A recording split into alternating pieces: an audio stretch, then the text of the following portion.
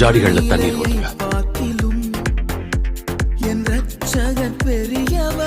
எல்லாரும் கொஞ்சம் வெளியே போங்க.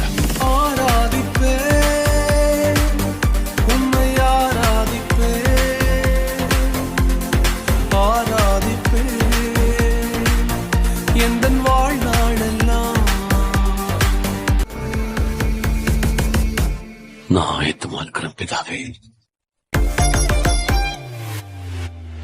தண்ணீரை ரசமாக மாற்றி என் வெறுமையை நிறைவாக்கி நீரே, வெட்கத்தின் விளிம்பிற்கு சென்றும் என்னை நிறைவோடு மீட்டெடுத்தீரே.